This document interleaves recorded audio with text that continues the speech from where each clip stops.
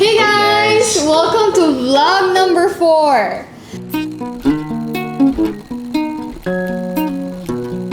So thank you so much for watching our previous videos.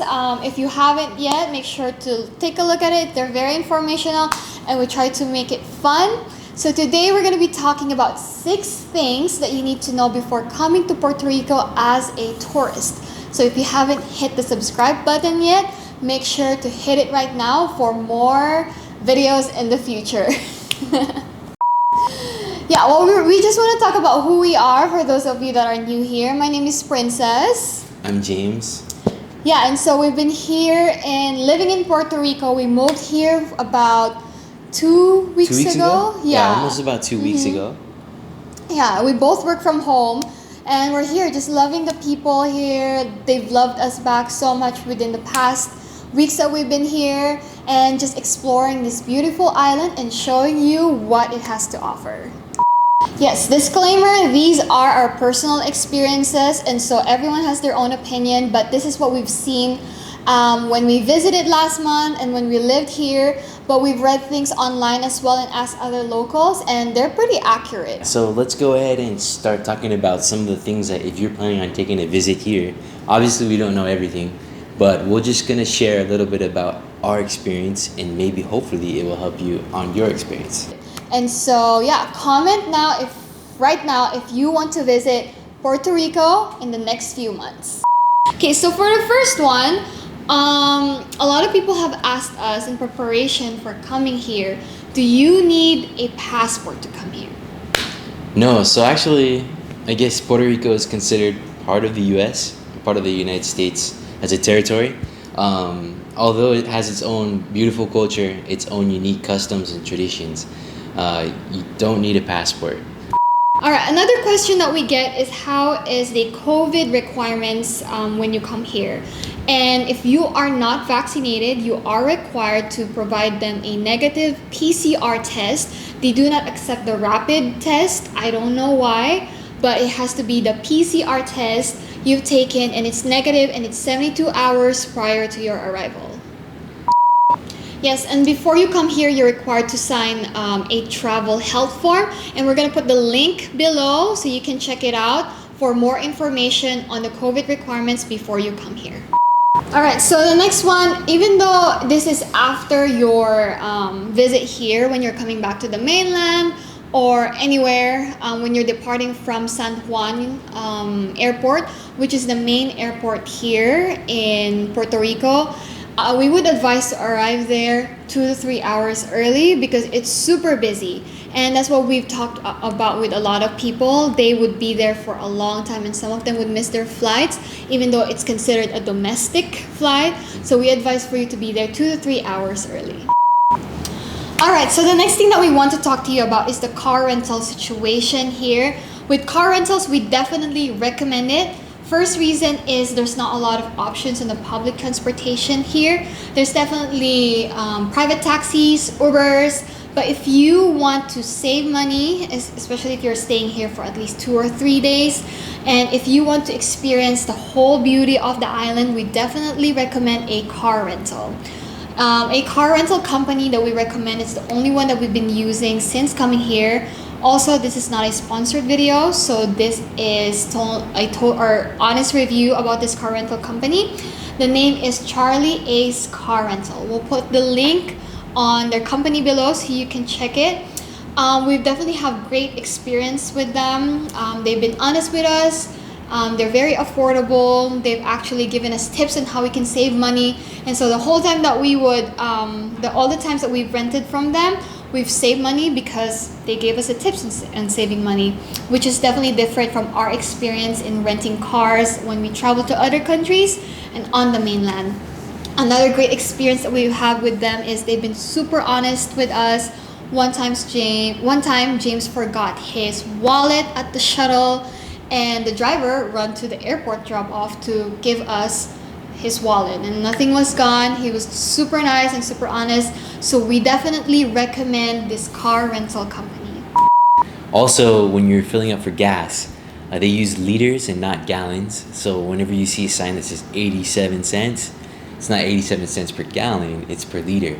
So you might have to do a little bit more math, but generally, as we've experienced, paying for gas is a little bit cheaper here than the mainland and a lot cheaper than Hawaii. So Yes, the address format here is different as well. Our experiences with our Airbnb rentals when we came here as visitors is they would send us an address and we would type it on Google Maps or click it right away, and it's not the right not the right house. What we recommend is asking them for a pin, like a drop pin on Google Maps or Apple Maps, so that you can get to the right destination without having to be confused with the address, just because the address format here is different from the mainland USA. Another tip that we have with car rentals is if you are just planning to stay in Old San Juan area, we don't recommend car rentals just because there's not a lot of parking options in there. Some of the hotels that we stayed at, they didn't really have a private parking. You have to look for street parking. There was not a lot of options. We have to park a couple of blocks away. But if you're just going to be staying in San Juan area, car rentals, renting a car isn't really recommended just because there's not a lot of parking options. Our recommendation is there's a lot of electric bike scooters in the area, and that's definitely recommended. We did that when we came here with our friends. It was super fun just riding it around San Juan. You can definitely use it to get to Old San Juan as well. There's a lot of bike paths or scooter paths that you can use, so it's a safer experience for you. So next thing we're gonna talk about is the food. I know you guys are pretty hungry and you're ready to eat. So when you come here, expect to see a lot of the fast food chain restaurants such as McDonald's, a lot of Burger King, even Taco Bell. You'll find those on the island, but there's amazing spots all around that serve great local Puerto Rican food. Dishes such as mofongo, tostones, other things that are definitely tasty. Maybe you have never tried before, but there's plenty of options, and there's a lot of Mexican food as well, and maybe you might find some Asian food if you're lucky as well. So, but there's great choices here in the area in San Juan as well as where we live in Isabela. Another thing that we want to talk about are the restaurants here. If you don't have a lot of patience, the restaurants here, they take a long time to serve you. I don't know if it's the lack of workers because of the pandemic, or they just like to take their time in doing it, so you can like order more as you wait for, or more appetizers as you wait for the main dish. But if you do not want to wait a long time, the restaurants here, they take a long time serving food. The whole time that we came here for a week with our friends, a lot of the restaurants, maybe I would say like 97% of the restaurants that we would go to, it took about 1 hour to 2 hours before the food is served. It's a long time. And those are different kinds of restaurants, from small to big, and some of them aren't even busy, but it still took them 1 to 2 hours to come here. The food was still great. We definitely recommended the food here, as James mentioned, but you can also try the local food trucks that you can see on the side of the road. You can even Google them. Some of them they're not registered on Google, so you just have to keep your eyes open on like side street food truck that you can see. Yeah, they're pretty fast, they're quick, and they're not too expensive. Oh, also make sure to tip the restaurants after eating. In terms of money, a lot of them, I would say 99% of them accept card. Just bring in cash just in case you see like a super local side street truck that don't accept card. So just bring that, but other than that, you're good to go with money. Also, if you think about it, Puerto Rico, in comparison to other Latino countries, it's not as cheap as you think. A lot of the prices here are based off US prices, and so don't expect it to be super cheap in comparison to other Latin countries. We've been to other Latin countries where it's definitely cheap. But here, the prices are very similar to mainland USA, so don't expect it to be cheap. And that's the same as well with shopping. The shopping tax here is definitely one of the highest in the United States, so make sure you budget for that. Okay, so when it comes to weather, the weather is pretty nice. A lot of people love it. Some people may not like it because it is humid, But overall, it's sunny. You get some clouds here and there. You get some rain on and off, but it doesn't last long. Right now in the summertime, it's been sunny pretty much 80% of the day that we've been here. But just be prepared for a little bit of rain here and there. The weather's very similar to Hawaii. Yeah, where we lived before. Yeah, before coming here. So think about like mid 70s in the wintertime.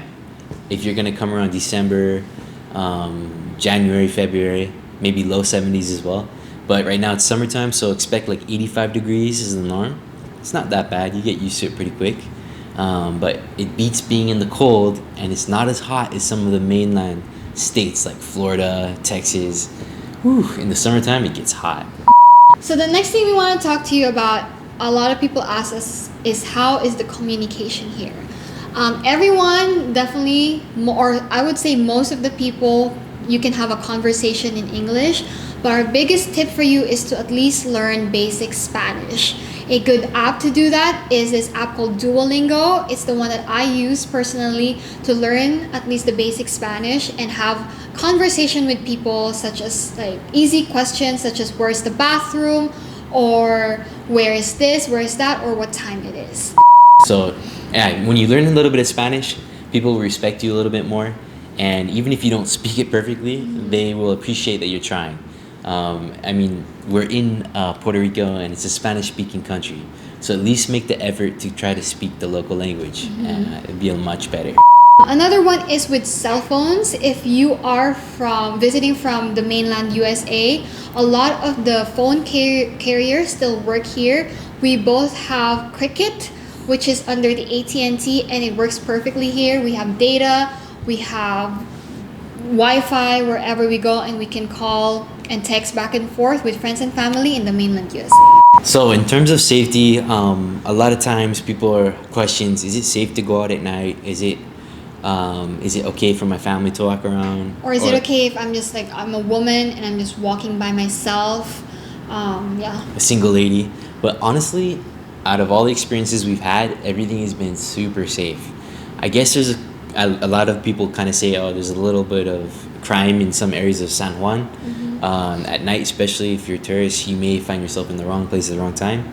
But in reality, I think it's very rare. But in general, it's super safe. It's even safer than Los Angeles, where I grew up, for sure. Yes, it's definitely safe, but our biggest advice is just, like, you know, just in every place that you'll be, just be aware of your surroundings. Keep your doors locked, keep your house locked at the end of the day.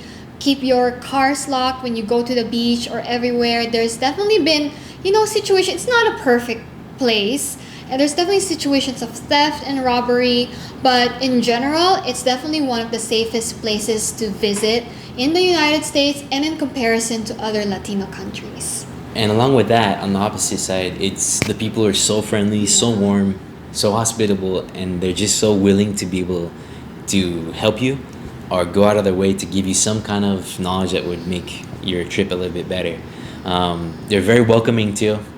Just show them respect, help them understand that, hey, you want to learn a little bit about their culture too, and I think you'll just have lots of love of your experience, so it'd be great. Yeah.